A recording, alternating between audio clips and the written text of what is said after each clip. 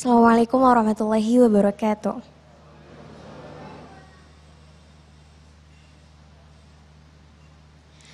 A'udzu billahi minasy syaithanir rajim.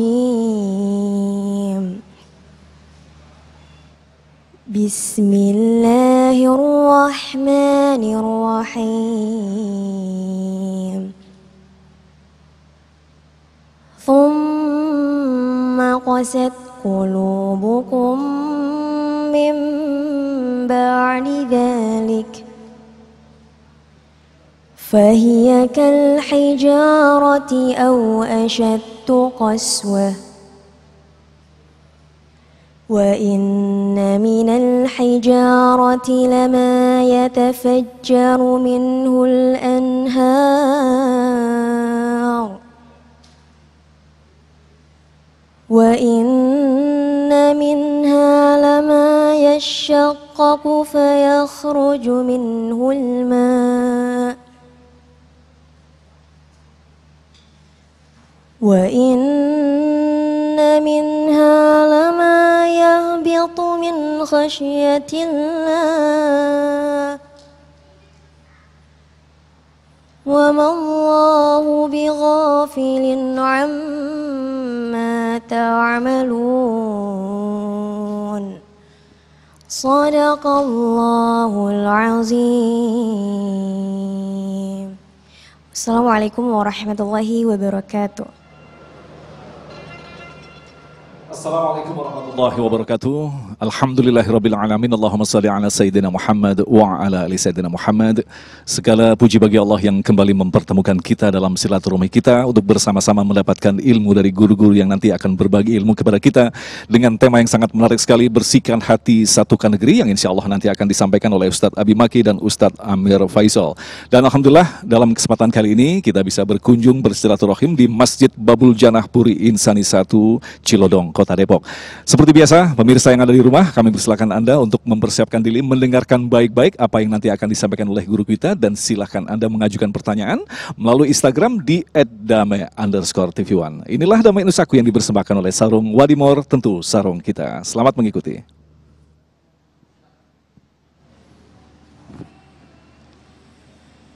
Bismillahirrahmanirrahim. Assalamualaikum warahmatullahi wabarakatuh. Alhamdulillah, wassalatu wassalamu ala rasulillah wa ala alihi wa sahbihi wa mawala. Pemirsa Damai Indonesiaku TV1 dimanapun Anda berada, wabil khusus yang hadir pada kesempatan ini bersama-sama kita pada pengajian hari ini. Indah sekali kita berkumpul dengan hati yang bersih. Kita semua berkumpul karena kita mencintai Allah Subhanahu wa Ta'ala. Hati kita berpadu dalam cinta kepada Allah. Bu, Ibu ingin bahagia di rumah? Iya. Bapak ingin bahagia di rumah? Pasti. Bahagia itu bukan di fasilitas. Bukan karena rumahnya mewah, bahagia. Tidak. Bukan karena mobilnya megah, bahagia. Tidak.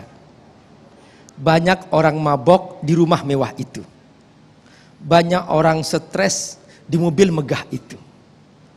Dan banyak orang bunuh diri di negeri yang sudah tersedia segalanya. Di mana letak masalah itu kok terjadi? Padahal manusia berlomba-lomba ingin semua serba megah, ingin semua serba mewah, ingin semua serba cukup. Disangkanya uang yang banyak menjamin kebahagiaan. Ternyata tidak. Kebahagiaan itu di hati kita. Inilah tema kita hari ini. Suami istri ingin damai, bahagia, perbaiki hati masing-masing. Tidak mungkin bahagia seorang istri dipelukan suami yang pembohong, suami penipu, suami yang kotor hatinya. Tidak mungkin. Juga tidak mungkin seorang suami bahagia didampingi seorang istri pembohong, penipu, hatinya kotor. Tidak mungkin. Tidak mungkin juga sebuah negeri aman, tenang ketika masing-masing hatinya kotor. Maka satu kata kunci, kalau kita ingin bahagia, hati kita. Caranya bagaimana? Saudaraku rahimakumullah, hati ini ibarat chip bagi HP kita. Hati ini ibarat chip dalam HP kita. Apa tugasnya chip? Chip dalam HP kita itu tugasnya menghubungkan ke operator. Nah, chip dalam diri kita namanya hati, kolbun. Caranya bagaimana supaya chip berfungsi, hati ini berfungsi? Kata Allah, hubungkan kepadaku operator hati kita, Allah. Alladzina amanu wa tatma'innu qulubuhum bidzikrillah. Ala bidzikrillahi tatma'innul qulub. Alladzina amanu wa tatma'innu qulubuhum bidzikrillah. Ala bidzikrillahi tatma'innul qulub.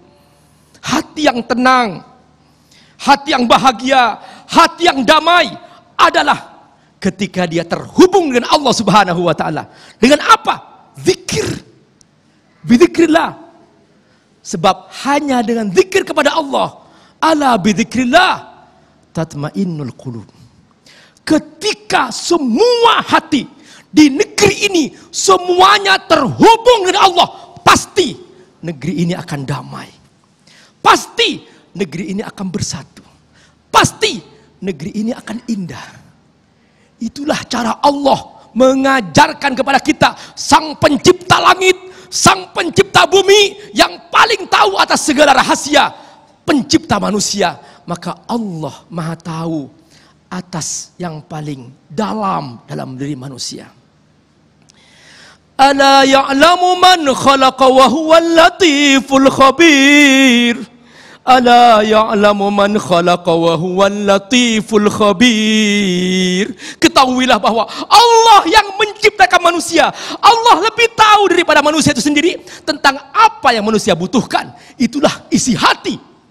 Karenanya di hari kiamat nanti Allah akan bongkar isi hati ini.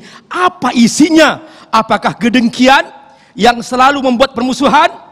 Apakah kebencian yang selalu membuat konflik, pertengkaran tidak pernah selesai? Apakah kerakusan sehingga membuat eksploitasi, ingin berkuasa segalanya? Saudaraku, Allah berfirman, di hari kiamat nanti isi hati itu akan dibongkar.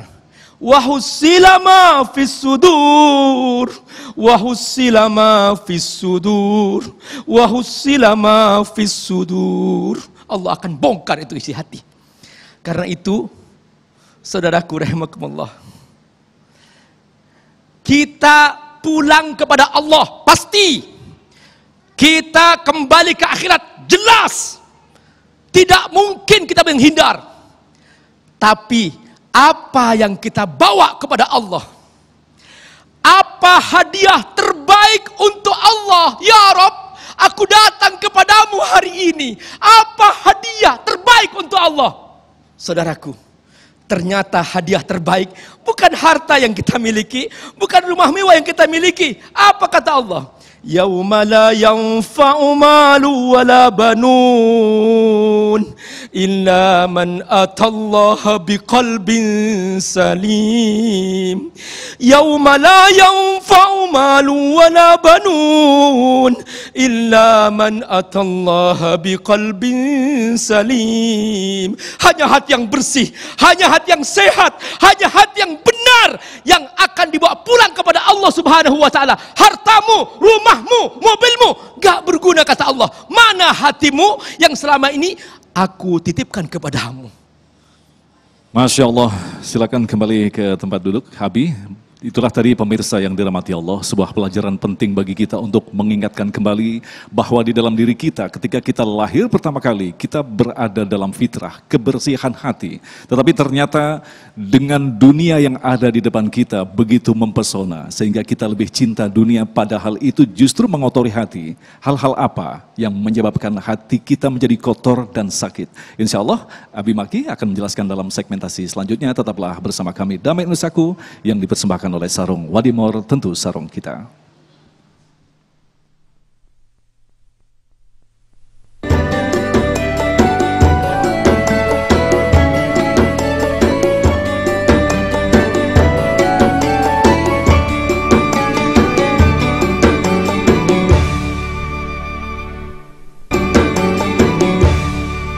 Terima kasih pemirsa, Anda masih bersama kami Damai Indonesiaku. Dalam segmentasi kedua ini, Abi Maki akan menjelaskan kita untuk mencermati bersama hal-hal apa saja, dosa-dosa apa saja yang ternyata dapat merusak hati kita. Silakan, Abi. Izin.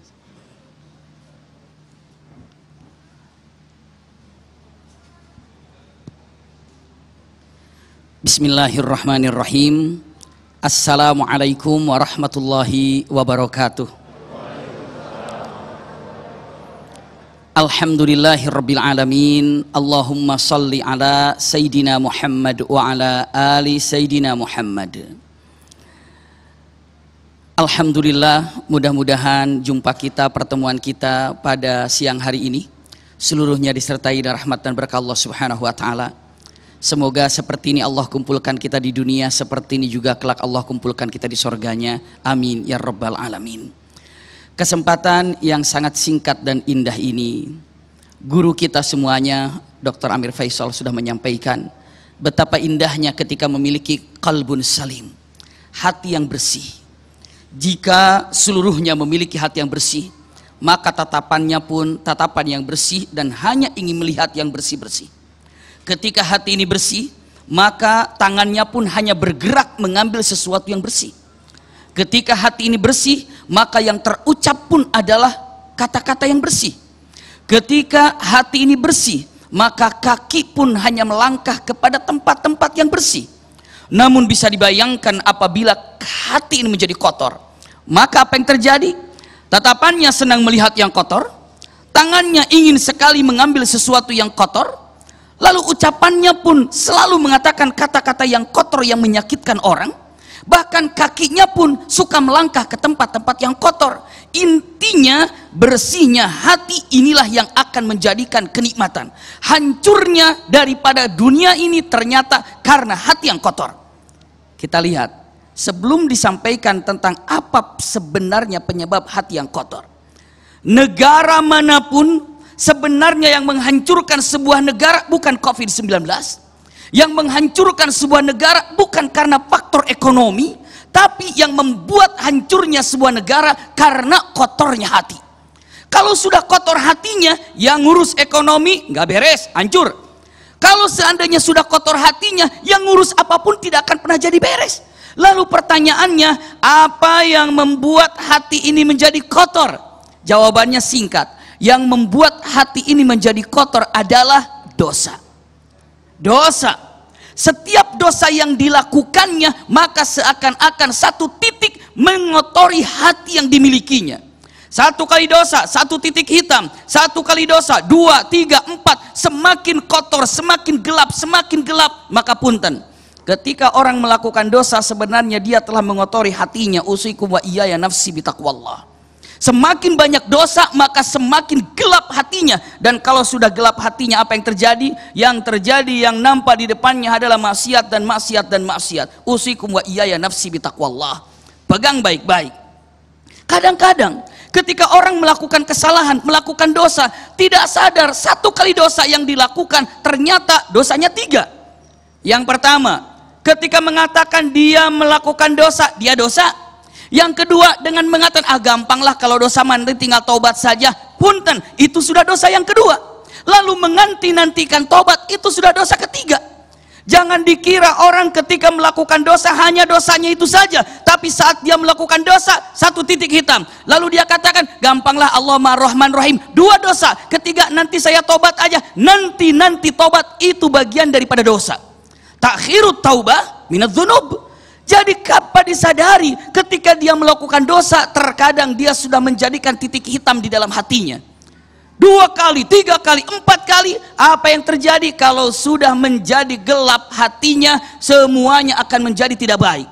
Usikum wa iyaya nafsi bitaqwallah. Bukankah ada hadis Rasulullah SAW dan semua hafal bahwa di dalam tubuh ini ada segumpal daging. Apabila segumpal daging ini menjadi baik, maka semuanya menjadi baik. Tapi apabila segumpal daging ini buruk, maka semuanya akan jadi buruk. Ala wahyal qalb. Apa itu? Itu namanya hati. Hati. Masya Allah. Jadi kalau dibilang dengan mengatakan hatinya baik, semuanya akan jadi baik. Lalu pertanyaan yang sangat indah tadi. Jadi yang membuat kotornya hati itu adalah dosa? Benar. Dosa yang membuat hati ini menjadi kotor. Singkat, karena harus tahu obatnya. Apa yang menjadikan hati bersih? Punten, cukup banyak para ulama untuk menjadikan hati bersih. Secukupnya kita akan sampaikan dalam kesempatan yang singkat ini. Di antaranya qiraatul Quran. Orang sudah tidak membaca Quran, yakinkan endapan kotoran di hati ini semakin bertumpuk. Kalau sering membaca Quran, itu akan menjadi bersih, jernih hati ini. Ada satu pertanyaan seorang murid kepada gurunya, Syekh, saya sudah tidak mampu lagi membaca Quran karena usia saya sudah 50 tahun, 60 tahun. Ayahanda bunda, di sini apabila sudah baca Quran dan menghafal Quran, insya Allah pagi hafal, begitu ke toilet sebentar, lupa lagi.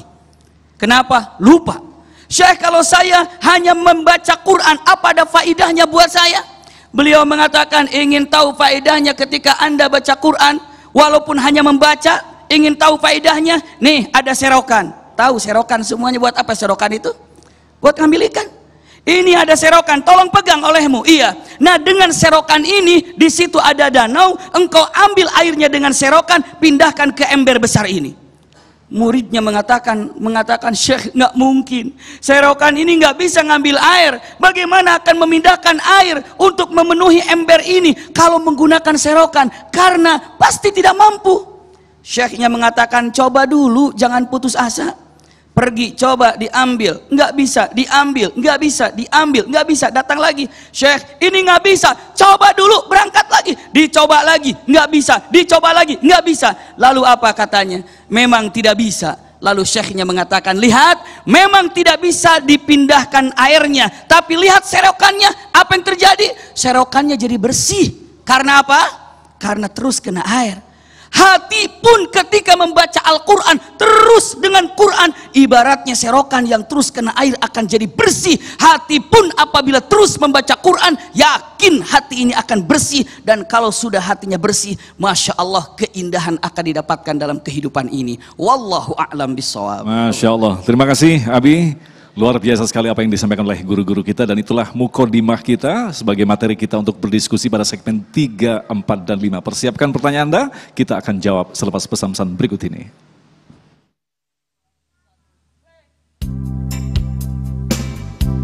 Hayyul hadi bi ajmal hudud sallu ma'ana ya hudud fahuwa imadi yawmal ma'adi nabiyuna tohal mukhtar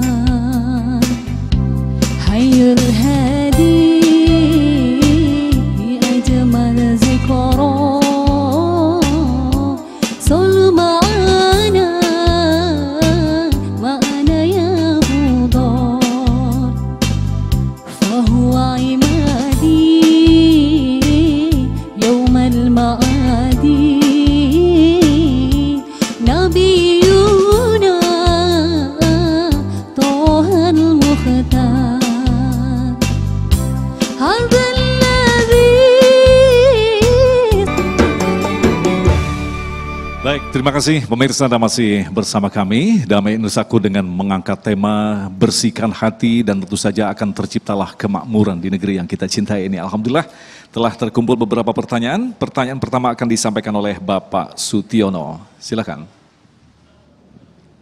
Assalamualaikum warahmatullahi wabarakatuh. Nama saya Didi Sutiono. Tadi Ustadz telah menerangkan bahwa kolbun salim atau kolbun yang selamat atau yang bersih berbanding terbalik dengan kolbun yang kotor atau yang tidak bersih. Salah satu diantaranya dengan cara berzikir pada Allah dengan sehingga membuat hati tenang atau hati tentram. Ala zikrillahi tatmainnul qulub. Ustaz tadi terangkan bahwa zikir tadi bahkan malaikat, burung-burung pun yang sedang mengepakkan sayapnya itu sedang berzikir kepada Allah.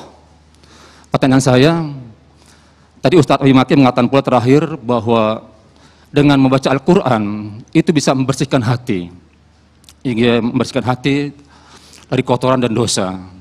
Kita pernah mendengar mungkin ada suatu alunan musik atau irama dari Opik bahwa obat hati itu ada 6, diantaranya adalah baca Al-Quran dengan maknanya. Sekarang pertanyaan saya, bagaimanakah caranya hati kita bisa bersih, hati kita bisa memberikan pencerahan agar terlepas dari dosa-dosa, ketika perbuatan kemungkaran dan dosa lainnya. Bagaimana kita memahami, kemudian kita bisa membaca dan bisa mengaplikasikan Al-Quran tadi sehingga membuat kita hati bersih. Baik, terima kasih Bapak, karena waktunya sangat singkat sekali. Silakan Abi Maki.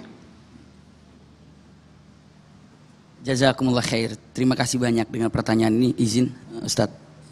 Subhanallah. Ketika dengan menyatakan membersihkan hati, menyempurnakan kenikmatan, tidak ada yang paling indah ketika yang kita miliki kekayaan sesungguhnya di dalam hati. Ketika hati bersih ini, maka semua daripada kotoran-kotoran hati ini akan sirna. Punten, saya cepat untuk memgambarkannya. Apa kotoran hati yang ada? Dari dosa yang pertama tadi gambarkan, 1 adalah hasad. Yang kedua, hasad itu adalah iri. 2 adalah sombong. Ketiga adalah pelit. Itu adalah salah satu namanya apa? Obat dari. Keempatnya adalah dusta. 5-nya adalah tomak. Ini kalau sudah ada 5 penyakit ini, itu sudah parah. Sudah parah hal-hal penyakit yang ada dikatakan penyakit hati ini. Berarti kalau ingin mengeceknya sekarang ini, ada nggak penyakit hati saya nih? Coba ada hasad nggak? Kalau misal ada, coba cek ada sombong nggak? Iya ya. Ada senang dusta nggak? Iya ya. Subhanallah. Terus apa lagi? Dengan mengatakan ada lagi apa lagi? Punten usikum wa iyaya nafsi bitaqwallah. Ternyata apabila sudah dicek semuanya benar tadi dengan baca Quran saya gambarkan tadi di poin pertamanya, dan bukan hanya sekedar itu. Tapi apa? Usikum wa iyaya nafsi bitaqwallah. Cukup banyak, namun saya sampaikan lagi. Ternyata Rasulullah mengatakan aktsiru dzikru hadzimul ladzat. Tolong banyak mengingat kematian. Kalau sudah banyak mengingat kematian, hati ini akan semakin bersih. Kenapa? Orang yang sukses, orang yang kaya, begitu ingat kematian, dia turunkan kesombongannya, dia tidak sombong lagi. Ketika dia dalam keadaan kesulitan, lalu ingat dengan kematian, dia diangkat lagi untuk jadi balansnya kehidupannya yang ada. Maka tolong ingat tentang masalah kematian. Usikum wa iyaya nafsi bitaqwallah. Untuk menjadikan hati ini jernih atau bersih. Selanjutnya apalagi? Punten, digambarkan para ulama bukan hanya baca Quran, bukan hanya qiyamul lail atau sholat malam saja, tapi punten, Masya Allah, mengunjungi orang-orang soleh.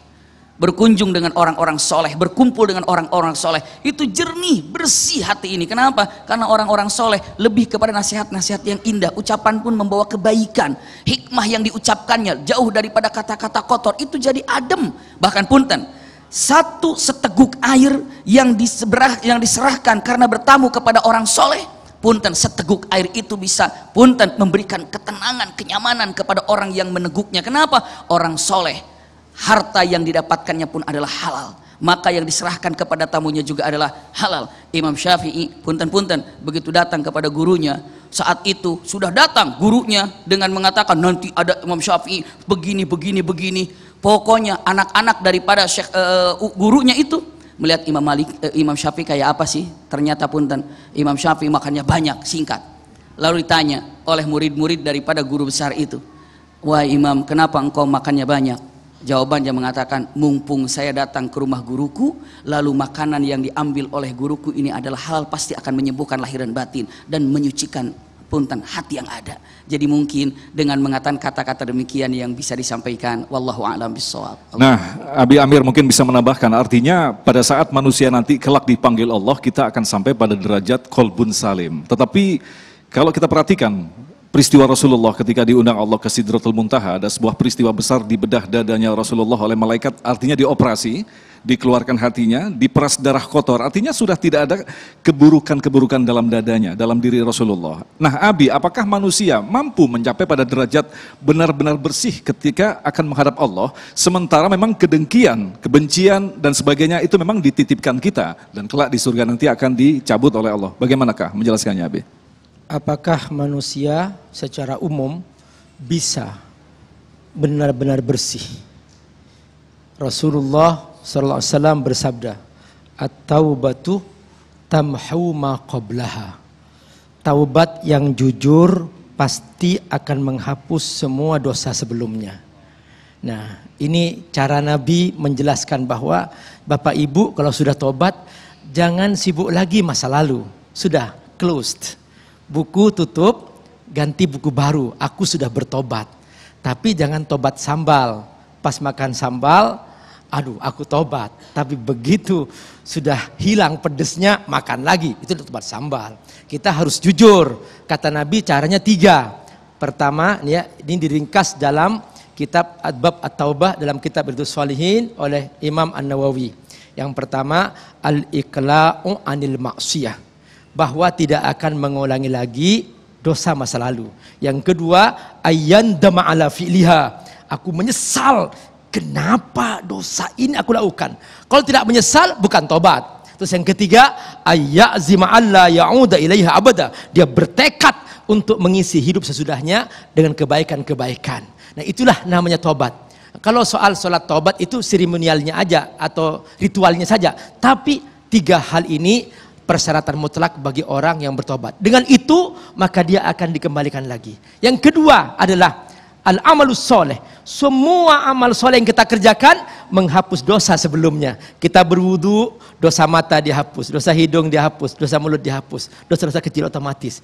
Ma baina sholati was shalah kafaratun lima bainahuma. Antara salat ke salat menghapus dosa. Ma bainal jum'ah wal jum'ah kafaratun bainahuma. Antara jum'ah dan jum'ah menghapus dosa. Ma bainal umrah wal umrah kafaratun bainahuma. Antara umrah ke umrah penghapus dosa. Ma bainal haji wal hajj kafaratun bainahuma. Antara haji ke haji itu penghapusan dosa. Jadi Allah sudah memberikan kesempatan pada kita untuk menghapus dosa. Jangan khawatir sudah. Yang penting bersungguh-sungguhlah dengan hati yang jujur. Aku siap mulai hari ini menjadi orang soleh. Itulah dia kata kuncinya. Baik, terima kasih Abi. Selanjutnya kami persilakan Bapak Ridwan. Assalamualaikum warahmatullahi wabarakatuh. Nama saya Ridwan Julianto. Pertanyaan saya tadi bahwa hati itu yang kotor itu karena pengaruh dari dosa. Kadang-kadang dosa itu adalah dari bisikan syaitan. Nah, yang pertanyaan saya adalah bisikan syaitan itu ke hati atau ke pikiran kita. Bagaimana cara menghindari pikiran dan hati kita dari bisikan setan itu. Terima kasih. Abi Amir, silakan. Bagaimana caranya menghindari bisikan setan? Yang pertama, asyaiton sahibun liman yakifu wahdahu. Setan suka menemani orang yang sendirian. Bapak jangan sendirian. Bapak di kamar sendirian, buka HP, maka akan mulai bisikan masuk. Karenanya biasakan cari teman yang soleh. Karena kalau punya teman yang soleh, Bapak tidak akan ditemani oleh setan. Itu yang pertama. Yang kedua, selalu membaca kisah-kisah orang soleh. Karena kalau kita baca kisah para sahabat, kisah Abu Bakar Siddiq, kisah Khalifah Umar bin Khattab, kisah Masya Allah, itu menambah kekuatan iman. Nah, itu profil, contoh terbaik pribadi ahli surga yang soleh. Maka kalau kita baca kisahnya, letakkan di samping tempat tidur kita. Sebelum berbaring, jangan menghayal. Buka itu kisah, baca sampai tertidur. Masya Allah, itu indah sekali. Menguatkan iman kita. Terus yang ketiga, Bapak selalu bawa lidah ini berzikir. Di mana-mana saja berzikir. Jangan putus. Karena ketika putus, setan masuk. Ketika setan masuk, dia mengalir dalam diri Bapak. Kata Nabi apa?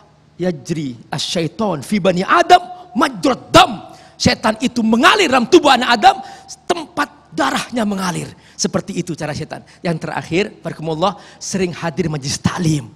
Segitu hadir majelis taklim, ketemu para guru yang mulia, Bapak ketemu ilmu di situ, Bapak tercerahkan. Begitu tercerahkan, bisikan setan akan hilang. Semoga Allah berkahi. Abi mungkin bisa menambahkan, jadi ketika kita manusia ini tidak mungkin untuk merasa aman di dunia ini, karena di setiap saat kita merasa hati kita bersih, ternyata ada peran setan di situ. Bahkan sekali Rasulullah pun ketika sholat pun diganggu oleh setan. Lantas bagaimanakah kita mampu untuk mempertahankan eksistensi kita, istiqomah kita, Abi? Iya, bismillahirrahmanirrahim. Ternyata setan ini punya teman yang ada di dalam diri ini. Apa? Hawa nafsu.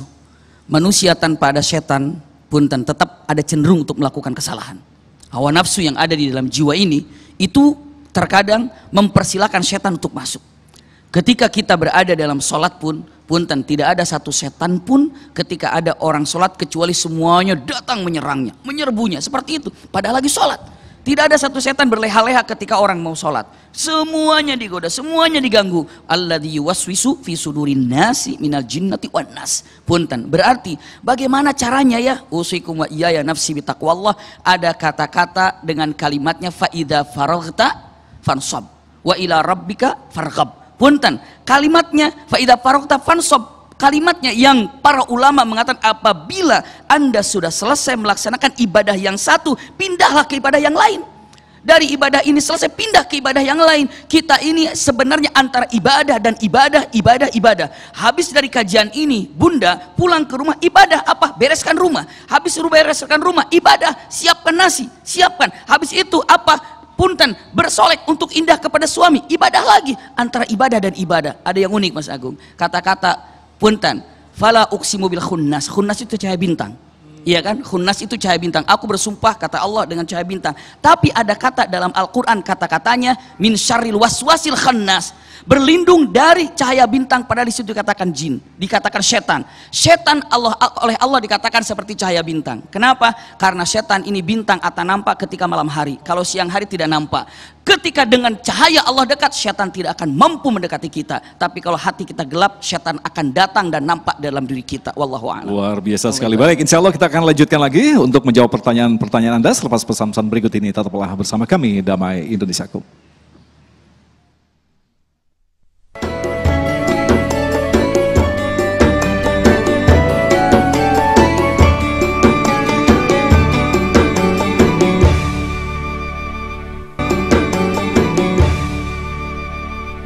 Terima kasih pemirsa, kembali Anda masih bersama kami Damai Indonesiaku yang mengangkat tema tentang kebersihan hati. Kita akan lanjutkan lagi untuk menjawab pertanyaan berikut yang akan disampaikan oleh Ibu Endang. Silakan.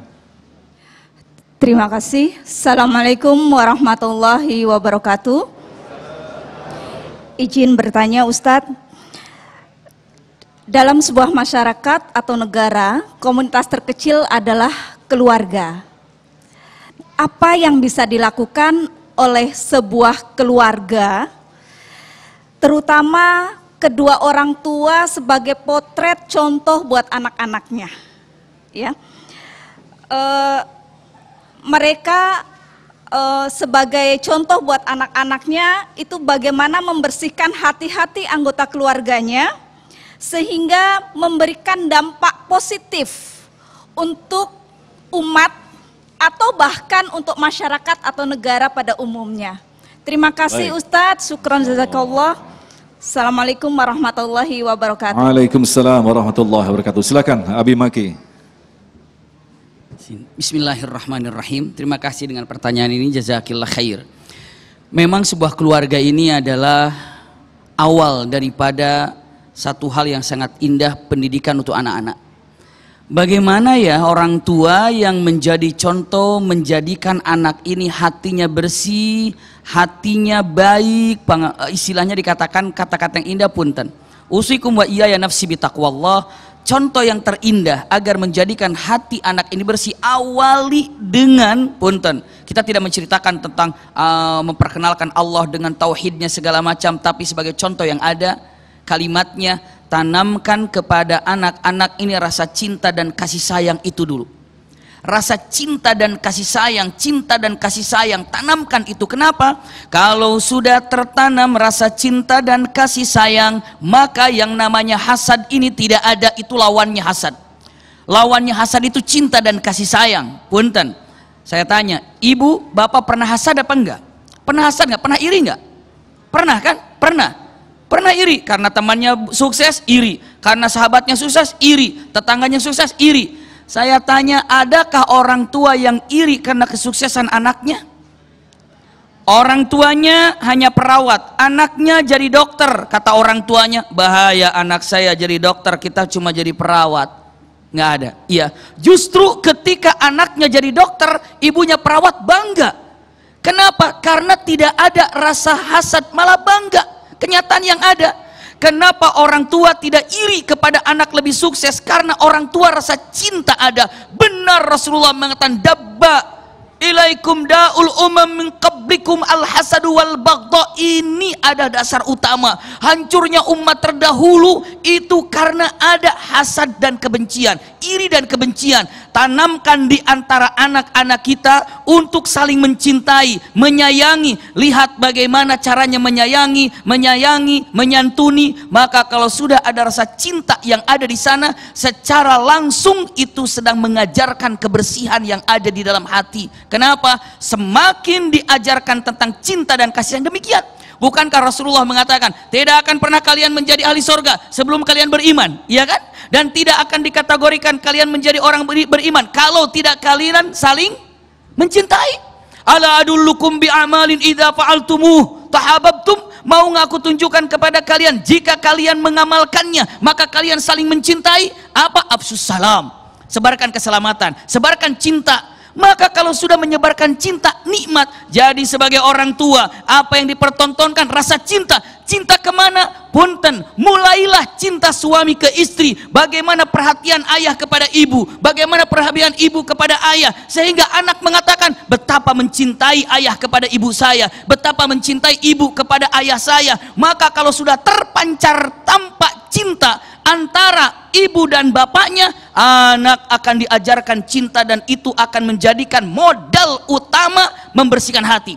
Tapi kalau terlihat suaminya kata-kata kotor kepada istri, istri kotor kepada suami, akan ditanya, ini ibu cinta nggak ya sama ayah? Ayah cinta nggak ya sama ibu? Kalau seandainya hal ini terjadi, punten, dikatakan mengerikan sekali, tidak mengajarkan rasa cinta, otomatis sedang mengajarkan, punten, istilahnya apa? Tidak mengajarkan rasa cinta, membuka peluang yang namanya kebencian. Kalau sudah demikian, kotornya hati lebih mudah lagi ada di dalam anak-anak kita. Ini adalah salah satu bagaimana cara menjadikan contoh kepada anak-anak. Wallahu a'lam bishawab. Masya Allah, jadi memang tugas berat orang tua bukan sekedar menunjukkan bahwa anaknya sukses dalam pendidikan, tetapi orang tua menjadi uswah bagi kedua anaknya.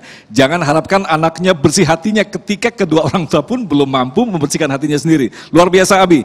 Baik, selanjutnya kami persilakan kepada Ibu Nurmelis. Ada? Silakan. Dibuka maskernya biar jelas suaranya. Assalamualaikum warahmatullahi wabarakatuh. Mungkin pertanyaannya, saya namanya Ibu Nurmelis. Mungkin pertanyaannya hampir sama dengan bapak-bapak, ibu-ibu yang sebelum saya. Dengan perkembangan teknologi zaman sekarang Pak Ustadz, kita sebagai orang tua udah mengajarkan ke anak bagaimana Islam yang secara kafahnya. Tapi toh ternyata anak-anak sekarang tuh kalau dengar suara azan aja dia tuh masih asik dengan gadgetnya. Bukannya dia azan diikutin, dia berwuduk, sholat, tapi tetap dengan gadgetnya masing-masing. Malah kadang-kadang sholat maghrib pun sampai jam 7:10 baru dia melaksanakan sholat maghrib. Itu bagaimana Pak Ustadz pendapatnya, dan mudah-mudahan penjelasannya dengan secara Masya Allah, baik. terima kasih. Assalamualaikum warahmatullahi wabarakatuh. Waalaikumsalam warahmatullahi wabarakatuh. Abi Amir, ini permasalahan yang kita hadapi bersama ketika anak-anak kita lahir di era media sosial, era teknologi. Abi, silakan. Ini kayaknya bukan hanya persoalan anak-anak ya. Kayaknya banyak orang tua juga sibuk dengan gadget, nggak sempat menjawab adzan, dan juga bahkan sholatnya terlambat gitu ya. Ini sebetulnya kan gadget benda mati. Dia nggak bisa menahan kita untuk ke masjid. Dia tidak bisa menahan kita untuk menjawab azan. Tapi kitanya yang ternyata terlena dengannya. Nah, karenanya kita harus pertama nih, kita harus membatasi penggunaan gadget itu. Baik pada diri kita maupun pada diri anak kita. Contoh misalnya, anak kita ini dia sebetulnya bisa diatur oleh kita, asal kita tegas. Nah, kamu boleh pegang gadget ini hanya hari Sabtu dan Ahad. Itu pun setelah menyetor hafalan 2 halaman, baru kami kasih. Itu pun hanya 1 jam boleh. Sepakat? Sepakat. Seperti itu cara kita ngatur. Ternyata anak kita mau, buktinya dia mau sekolah karena diatur. Nah, karena itu Bapak Ibu harus jelas aturan yang tegas. Nah, tadi Ibu bertanya tentang masalah keluarga. Sebetulnya sangat menentukan nih. Pertama nih, tentukan visi suami istri. Mengapa kita membangun rumah tangga? Apa visi kita? Apakah visi kita hanya untuk memperkaya diri, atau visi kita ingin mencapai surga, atau visi kita ingin menjadikan rumah kita rumah tangga ke surga, dan seterusnya. Sepakati itu. Terus setelah itu yang kedua, sering-sering setiap menjelang tidur rapat suami istri. Apa kesalahanku pada hari ini dari pagi sampai sore? Apa sikap-sikapku yang pernah menyinggung engkau wahai istriku? Sama juga istri bertanya, wahai suamiku, apa sikap-sikapku yang pernah menyinggung kamu pada hari ini? Itu harus ada keterbukaan. Maka ketika terbuka, maka semua akan menjadi enak untuk menegurnya. Jangan disimpan-simpan. Nah, setelah itu baru kemudian anak juga pun diajak musyawarah. Ayo kita rapat. Kamu bagaimana cara menyepi gadget? Yuk kita bikin aturannya. Seperti kita mengatur perusahaan. Itu keluarga, itu perusahaan kecil di rumah kita. Bikin aturan, bikin kesepakatan, yang melanggar dihukum, termasuk bapak ibu. Kalau melanggar dihukum juga. Misalnya pas waktu sholat, bapaknya masih main gadget, dihukum. Nggak boleh dikasih makan misalnya selama seminggu. Baru dia akan berhenti. Nah, itulah dia cara kita mengatur rumah tangga. Sepakat suami istri, menentukan visi, menentukan misi, untuk apa rumah kita bangun. Masya Allah, sangat jelas sekali. Selanjutnya Ibu Trias Roslina, silakan. Bismillahirrahmanirrahim. Bismillahirrahmanirrahim. Assalamualaikum warahmatullahi wabarakatuh. Nama saya Trias Roslina dari Purinsani 1. Pak Ustadz, mohon izin bertanya. Saat ini karena kita hidup di zaman internet, kadang internet itu tidak bisa kita hindari. Kita bisa melihat berbagai macam berita melalui internet, berbagai macam informasi yang kita tidak tahu ini sumbernya dari mana. Sebagai muslim dan muslimah, bagaimana menyikapi kita menghadapi berita-berita yang terkadang bisa mengancam persatuan umat Islam terutama. Lalu bagaimana menyiapkan anak-anak kita untuk bisa menghadapi kondisi seperti ini di kedepannya. Terima kasih. Luar biasa sekali. Abi, artinya kalau kita kaitkan dengan masalah tema kita, kebersihan hati, banyak memang berita-berita yang tidak bisa dipertanggungjawabkan, justru mengotori hati kita. Akhirnya dibalas dengan kata-kata yang kotor. Ini semakin keruh saja nih. Abi, silakan. Jazakumullah khair. Bismillahirrahmanirrahim. Memang hal ini tidak bisa dipungkiri. Iya, kadang-kadang kita melihat bacaan membuat kita panas dan kita tidak tahu apa sumbernya dan dari mana. Punten, pertama, ketika melihat satu berita, cukuplah di dalam diri kita, tidak perlu menyebarkan lagi. Cukuplah ya kata-kata yang disampaikan Rasulullah SAW, kafa bil mar'i kadziban. Cukuplah seorang anak ini, seorang laki-laki ini, atau cukuplah manusia ini pendusta ketika dia mendapatkan kabar langsung dia share tanpa ada tabayun. Cukuplah ini seorang pendusta. Jadi cukuplah dia ini dikatakan pendusta ketika dia mendapatkan berita, lalu dia tanpa tabayun dia kirim. Siapa tuh pendusta? Itulah sudah cukup dengan mengatakan dia pendusta. Ini pertama, berarti stop dalam diri kita kalau kita tidak pernah tahu. Yang kedua, punten, usikum wa iyaya nafsi bitaqwallah. Yang penting di dalam masalah ini tabayun yang sangat indah. Fas'al ahli dzikri in kuntum la ta'lamun. Tanya, ini benar nggak? Ini benarnya. Masya Allah kata-kata demikian. Jadi punten, salah satu daripada senangnya orang-orang yang tidak senang umat Islam bersatu, bagaimana caranya dipecah belahkan diantaranya dengan berita-berita buruk, berita-berita yang mengadu dombakan. Bahkan punten, selepel para ulama saja bisa diadu dombakan. Siapa yang buat? Orang-orang yang tidak bertanggung jawab. Dia kutip di sini, dia kutip di sini, daripada apa yang ada lalu disatukan seakan-akan perseturutan ataupun namanya apa ribut antara ini, padahal mereka tidak ada masalah. Punten, maka usikum wa iyaya nafsi bitaqwallah, kata-katanya tabayyun, apalagi dia mengatakan ya ayyuhalladzina amanu in ja'akum fasiqum binaba'in fatabayyanu. Coba tabayyun. Dulu di zaman Rasulullah SAW hampir terjadi peperangan. Karena apa? Karena punten, setelah ada tabayun tidak ada terjadi peperangan. Jadi dengan mengatakan bagaimana caranya? Caranya ketika dapat berita, stop. Yang kedua, punten, usikum wa iyaya nafsi bitaqwallah, tidak perlu liladeni kalau sesuatu yang berkaitan dengan hal-hal yang tidak bermanfaat. Tapi kalau seandainya berkaitan dengan agama, berkaitan, cukuplah ada orang yang mungkin bisa menjaganya. Ini tolong tanya Pak Kiai kata-kata seperti apa? Karena kalau dihadapi orang seperti itu dia makin senang. Kenapa? Dia semakin senang, makin senang, makin senang. Maka usikum wa iyaya nafsi bitaqwallah tidak disebarkan. Lalu yang keduanya, tabayyun, apabila sesuatu yang sampai hari ini punten, yang sekarang ini aja masalah vaksin, ada yang mau, ada yang enggak gitu kan. Gara-gara apa? Gara-gara hoak tadi. Ada yang mau, ada yang enggak. Punten, itulah yang ada. Wallahu a'lam bishawab. Baik, terima kasih Abi, dan kita insya Allah akan lanjutkan lagi untuk menjawab pertanyaan Anda khususnya yang telah mengirimkan melalui Instagram di @damai_tv1. Tetaplah bersama kami, Damai Indonesiaku.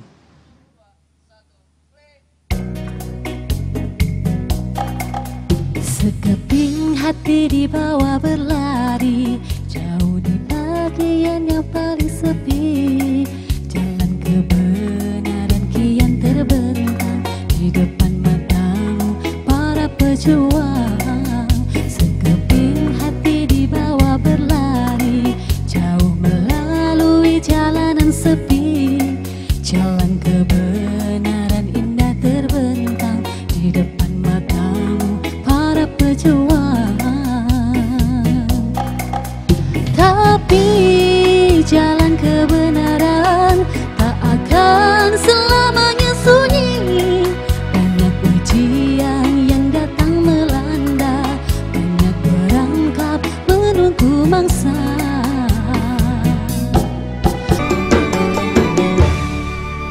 Baik, terima kasih pemirsa, Anda masih bersama kami Damai Indonesiaku, dan Alhamdulillah sekali lagi terima kasih bagi Anda yang telah mengirimkan pertanyaan melalui Instagram di @damai_tv1. Ini pertanyaan untuk Abi Amir.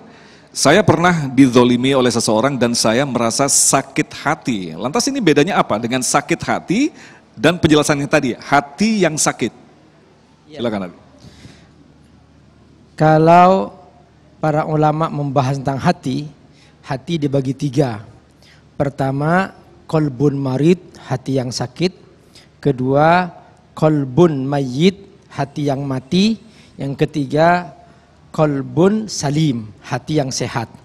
Nah, kalau hati yang sakit adalah dia tahu ada Allah, dia beriman kepada Allah, dia beriman pada Rasul, tapi perbuatannya tidak bersungguh-sungguh mentaati Allah. Dan dia tidak bersungguh-sungguh mencontoh Rasulullah. Ini artinya hatinya sakit. Kalau hati mati, dia nggak kenal Allah, dia nggak kenal Rasul, dan maka semua perbuatannya nggak pernah ikut Allah, nggak pernah ikut Rasul.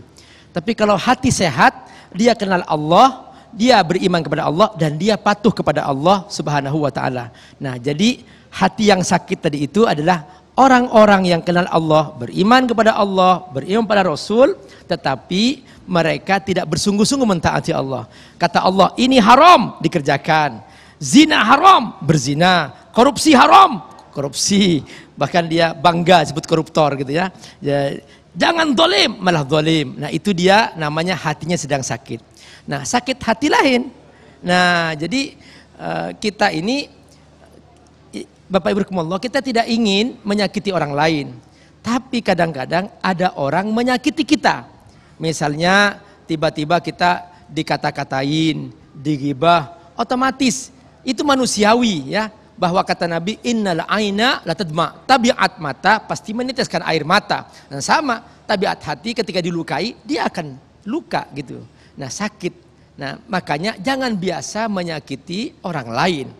Suatu hari salah seorang anak muda ini, dia bandel, nggak mau diajar oleh gurunya gitu. Maka gurunya itu kemudian dia memukulnya dengan keras sampai membekas di tangannya.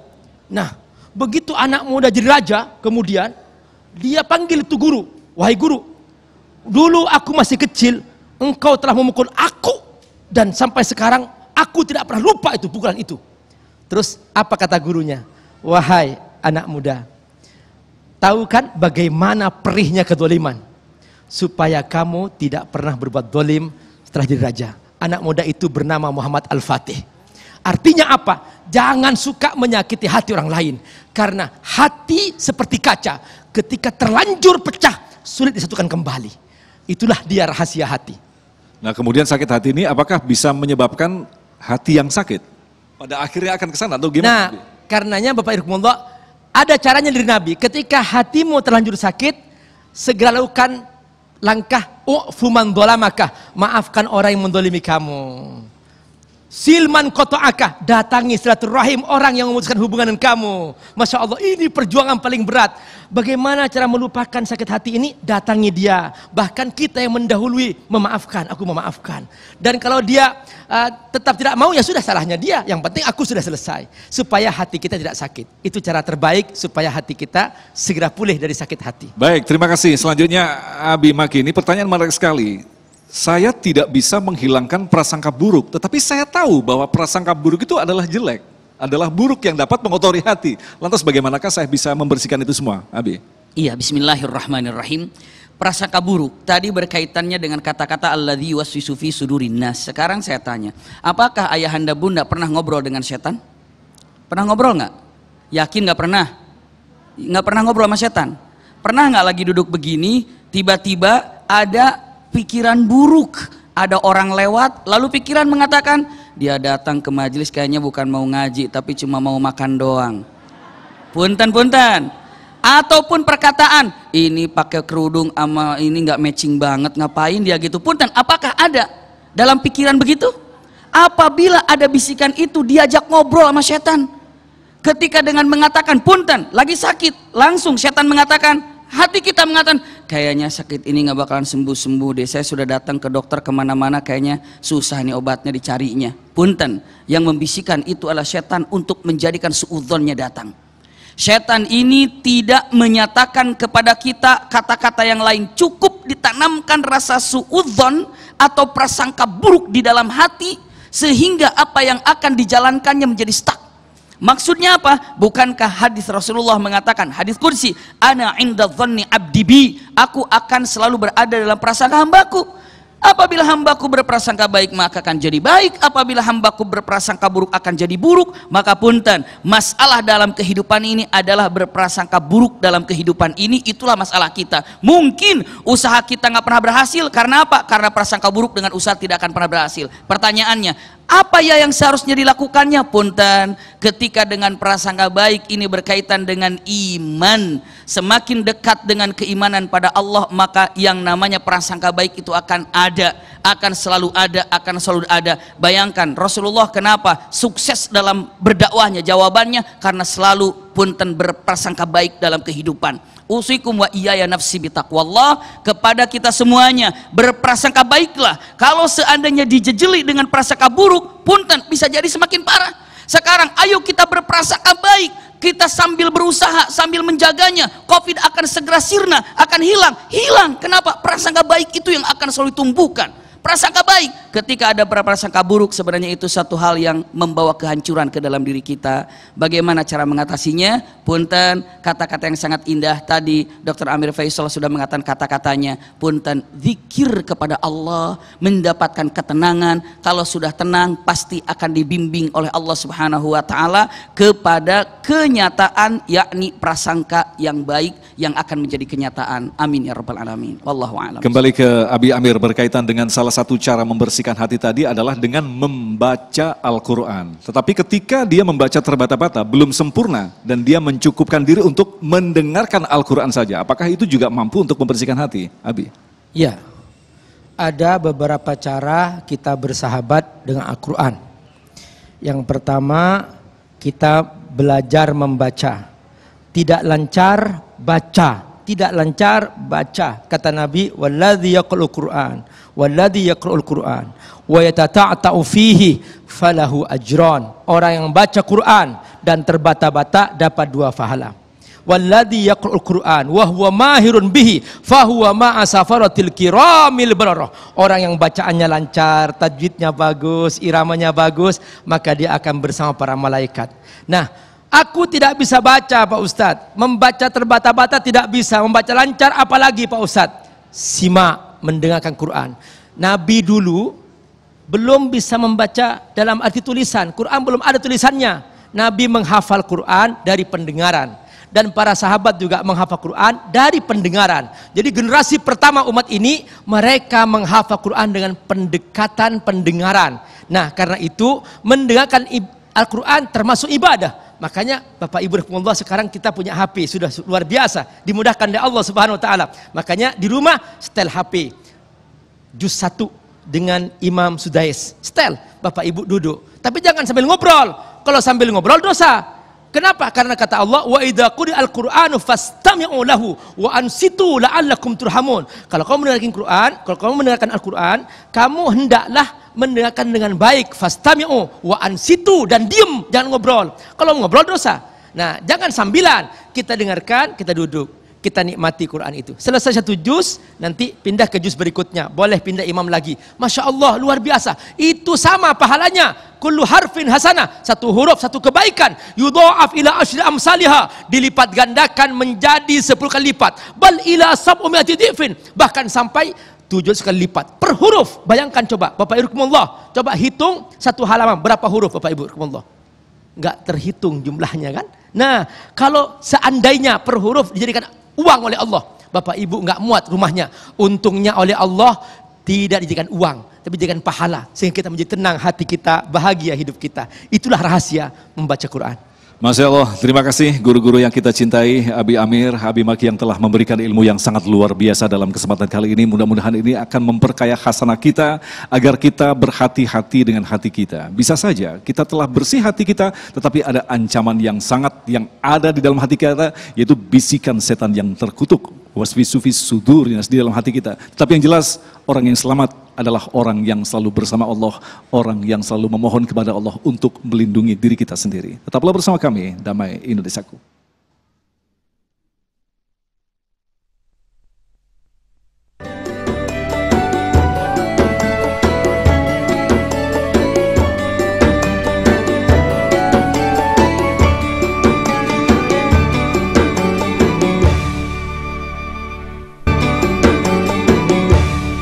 Demikian pemirsa yang dirahmati Allah dan Indonesiaku, untuk kesempatan hari ini akhirnya saya Agung Zulhaq dan pendukung acara ini Sarung Wadimor Tentu Sarung kita mengucapkan terima kasih atas perhatian Anda. Sampai jumpa minggu depan. Assalamualaikum warahmatullahi wabarakatuh. Bapak Ibu rahimakumullah, mari kita tutup pengajian kita ini dengan doa kepada Allah Subhanahu wa taala. Hamdan syakirin, hamdan na'imin, hamdan yuwafi ni'amahu yukafi mazidah. Ya Rabbana lakal hamdu kama yanbaghi li jalali wajhil karim wa azim sultanik. Allahumma salli ala sayyidina Muhammad wa ala alihi wa sahbihi ajma'in. Allahumma shfi mardana, Allahumma shfi mardal muslimin, Allahumma shfi mardal qulubina ya rabbal alamin. Sembuhkanlah semua yang sakit di antara kami. Sembuhkanlah yang sakit hati, sembuhkanlah yang di hati ada penyakit. Sembuhkanlah semua, Engkau yang menyembuhkan. Anta syafi la shifa illa shifa'uk, shifaan la yughadiru saqama. Ya Allah, jagalah negeri kami ini dari penyakit-penyakit hati. Semua yang mengelola di negeri ini, yang menjadi di negeri ini, semua jagalah dari penyakit-penyakit hati, agar negeri kami damai, negeri kami aman, negeri kami tentram, negeri kami bahagia, subur dan penuh dengan kebahagiaan.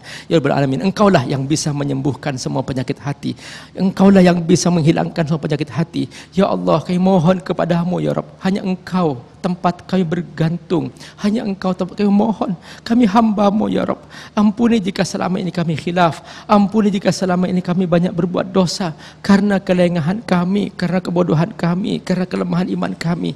Ya Rabbal Alamin, jadikan kami sebagai hamba-Mu yang bersih hati kami dari penyakit-penyakit hati. Terimalah semua amal soleh kami ya Rabb, berikan kepada kami kemampuan untuk selalu berbuat ikhlas kepadamu ya Allah.